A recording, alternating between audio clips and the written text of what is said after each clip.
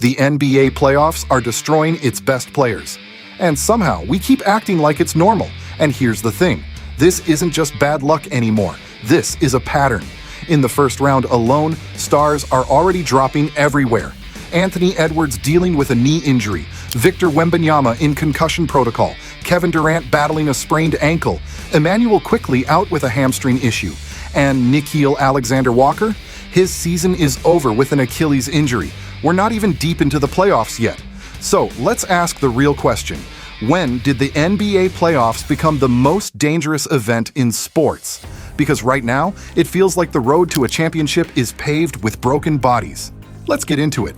You're watching The Sports Verdict Daily, where we break down the biggest stories in American sports every single day and give you the final call. I'm your host. Let's get into today's verdict. So here's what's happening right now. The injury list is growing faster than the playoff bracket. And every new update feels like another warning sign the league keeps ignoring. Anthony Edwards, one of the most explosive young stars in the league, is dealing with a knee injury, and the Timberwolves are holding their breath. When your franchise player's knee becomes a daily headline in April, panic follows fast. Victor Wembanyama missed Game 3 because of concussion protocol. That alone changes an entire series.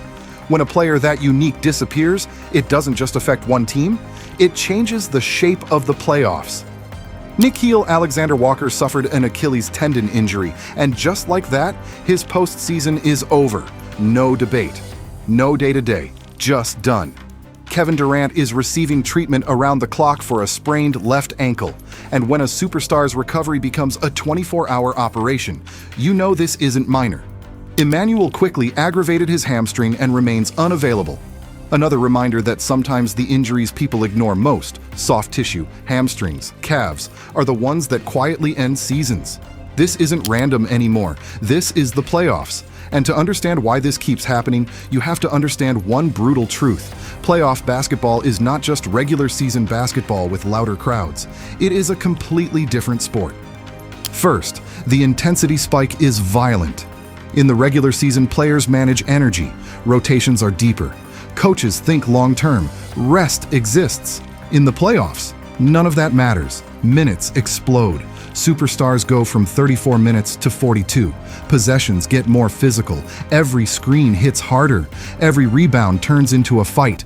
Every drive to the rim feels like contact sport. And your body notices. The playoffs don't ask players to be good. They ask them to survive. Second, the schedule itself is a problem. Teams often play every other day with almost no real recovery. Travel doesn't stop. Media doesn't stop. Pressure definitely doesn't stop.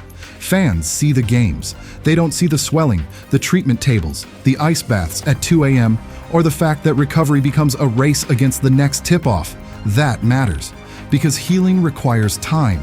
Playoff basketball gives you urgency instead. Third, the regular season already emptied the tank. This league asks players to survive 82 regular season games before the real war even begins. 82, and that's before the play-in tournament, before the first-round grind, before the possibility of 4 straight 7-game series. A deep playoff run can push players past 100 games in one season. That's not just basketball, that's accumulated damage. By the time the playoffs arrive, many bodies are already holding together with tape, treatment, and stubbornness. Before I get to the deeper problem, there's one more piece of this story that completely reframes everything. Stay with me. The most dangerous part of playoff injuries is the adrenaline trap. During the regular season, a player with tightness might sit. A mild strain? Rest it. Protect the future.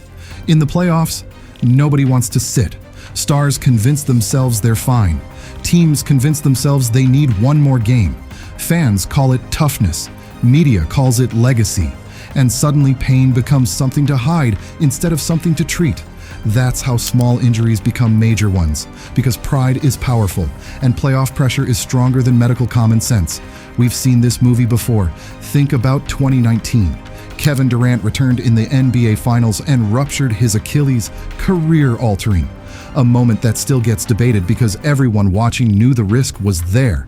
In that same finals run, Klay Thompson tore his ACL. 2 stars, same championship chase, same reminder. The biggest stage can demand too much. Go back further. Paul George suffered that devastating leg injury in 2014 during Team USA action. Different setting, same lesson. Elite-level intensity can break even the strongest athletes in seconds. Gordon Hayward's horrific injury in 2017 became another reminder that basketball can shift from beauty to brutality instantly. The point is simple. This isn't new. The NBA has always broken its stars. But here's the difference now. It feels like it's happening more often, with more pressure and with fewer real solutions. And while injuries rise, the schedule doesn't shrink. It expands. Now, let's ask the uncomfortable question. Is the NBA doing enough? Honestly, it doesn't feel like it. The league still runs an 82-game regular season knowing exactly what it costs physically. The play-in tournament adds extra high-pressure games before the playoffs even begin. Teams chase seeding like survival because one bad matchup can end everything. More games mean more money. That's the reality nobody likes saying out loud. Championship races create billions in revenue, national TV deals, arena sellouts, merch, legacy marketing. And when that much money exists, the incentive is simple. Keep the machine moving, even if the bodies inside it are breaking. Now, I know what some of you are thinking. Players today are bigger, stronger, faster, and have better medical care than ever. Maybe injuries are just inevitable at this level, and honestly, that's fair. Modern athletes push their bodies in ways previous generations didn't. The speed, spacing, and explosive movement of today's NBA creates stress older eras never had to handle. Some injuries really are unavoidable, but here's why that doesn't change the verdict. Inevitability doesn't remove responsibility. Just because injuries can't be fully eliminated doesn't mean the system should ignore preventable damage. The counter-argument would hold if everyone involved had equal control, but they don't. Players are driven by competition.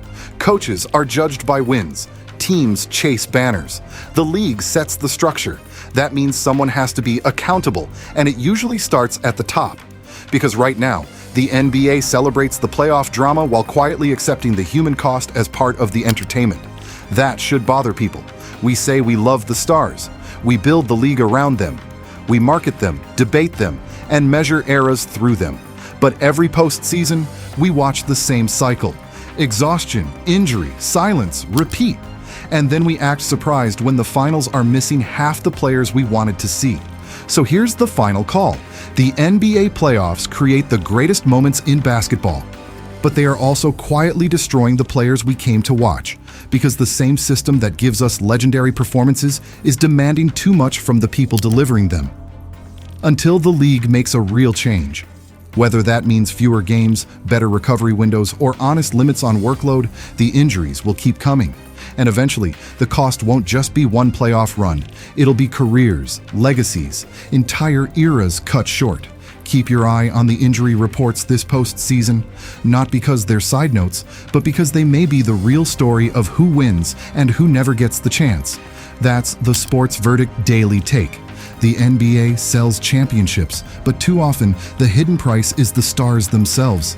If you made it this far, you already know the deal.